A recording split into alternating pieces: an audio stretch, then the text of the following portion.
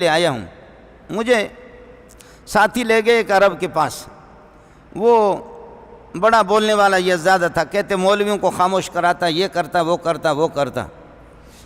تو کہنے لگے اکذب کذبۃ فی الاسلام ہوا صحیح البخاری. اکذب کذبۃ فی الاسلام ہوا صحیح البخاری. سب سے بڑا جھوٹ وہ بخاری شریف ہے. میں نے کہا ایک جھوٹ تو دکھا دے اس میں، تو عرب ہے؟ کہنے لگے ہاں. میں نے کہا ایک جھوٹ دکھا دے. تو اس نے کہا فلاں حدیث کتاب الحدود کے اندر فلاں حدیث ہے. میں نے کہا یہ حدیث اگر بخاری میں ہو گئی مجھے ذبح کر دو، نہیں ہوا تو تجھے ذبح کروں گا. اب وہ عرب بھی حیران. یہ ابھی اس ہفتے کی بات ہے، عید کے بعد کی بات ہے. میں نے کہا اگر یہ حدیث بخاری میں ہو گئی، دکھایا تو نے، تو تو مجھے ذبح کر اور میرا خون تیرے لیے جائز ہے، اور اگر نہیں ہوا تو تجھے جوتے لگاؤں گا. تو ان کے پاس کمپیوٹر ہے، کمپیوٹر جیسے یہ ہوتا نا، یہ جی اس نے لگایا ہے، تو کمپیوٹر ہے، ایسا کمپیوٹر لگایا. اس نے کہا یہ حدیث ہے کتاب الحدود میں. میں نے کہا یہ مکتبۃ الشاملہ سے لیے ہے، جس میں 65,000 کتابیں جو انگریز ہمیں دکھاتا ہے میموری کے ذریعے سے. کہنے لگے ہاں مکتبۃ الشاملہ سے. میں نے کہا سب سے بڑا دجال مکتبۃ الشاملہ ہے، اس پہ بھی لعنت بھیجتا ہوں، تجھ پہ بھی لعنت بھیجتا ہوں. تو صحیح بخاری کا نسخہ اٹھا کر کے لا میرے پاس. ہم پاپڑے نہیں بیچتے ہیں، ٹھیک ہے اتنی بڑی کتابیں ہیں، دریا ہے پورے، لیکن ہم بھی مدرسوں میں پاپڑے نہیں بیچتے. کہنے لگے نہیں ہے. میں نے کہا لعنت بھیجتا ہوں اس پہ. میں اس سے 20 سال پہلے اس کی غلطیاں پکڑ چکا ہوں مکتبۃ الشاملہ پر، اس پر میرا بیان موجود ہے. تو کسی عام ملا کو دھوکہ دے، مجھے نہیں دھوکہ دے سکتا. تو وہ غریب بھی حیران ہو گیا. میں نے کہا بخاری لا بخاری یہ حدیث دکھا دے مجھے. اس قسم کے جھوٹ نہیں چل سکتے. پھر میں نے عرض کیا کہ آپ عرب ہیں؟ کہنے لگے ہاں. تو میں نے کہا عرب ہے، اگر اس طرح کتے کی طرح تو بھونکتا ہے تو میں بھی ابھی بھونکوں. تو قرآن کو مانتا ہے؟ کہتے ہاں. میں نے کہا میں اعتراض کرتا ہوں، جواب دے دینا. ایک بولا، دوسرا اعتراض کیا، تیسرا کیا، چوتھا کیا. وہ بجلی اس کی لوڈ شیڈنگ ہو گئی، ایک کا جواب بھی نہیں بنا، زبان بند ہو گئی. یہ ہم لوگ 1500 سال کے بعد ہے اللہ کے فضل و کرم سے. تو کر لیں تھوڑے سے ایک زیر و زبر میں، شد و مد میں آپ کر لیں، پھر اپنا حشر دیکھ لیں. صحابہ کرام رضوان اللہ تعالی عنہم اجمعین ہو بہو ایک زیر و زبر کو، سبحان اللہ.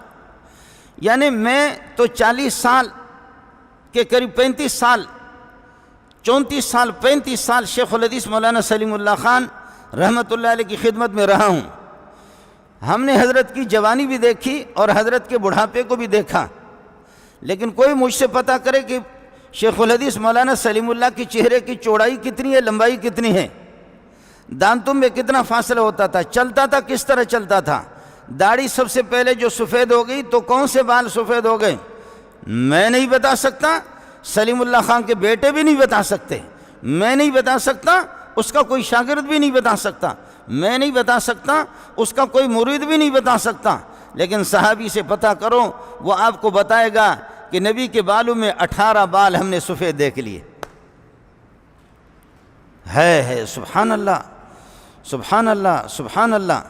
صحابی آپ کو یہ بتائے گا کہ نبی کے چہرے کی گولائی کتنی ہے، نبی کے چہرے کی لمبائی کتنی ہے، نبی چلتا ہے تو کس طرح چلتا ہے، قدم مبارک اٹھاتا ہے تو کس طرح اٹھاتا ہے، قدم رکھتا ہے تو کس انداز پہ رکھتا ہے.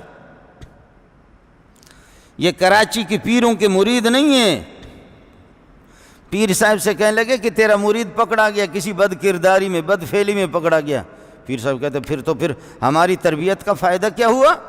آپ ہماری تربیت پر اعتراض کر رہے ہیں. ہم اتنے ناقص قسم کے پیر ہیں کہ ہمارے مرید سے اس قسم کی یہ کہ بد عملی ہو اور بد فعلی کرے کہیں پر وہ پکڑا جائے.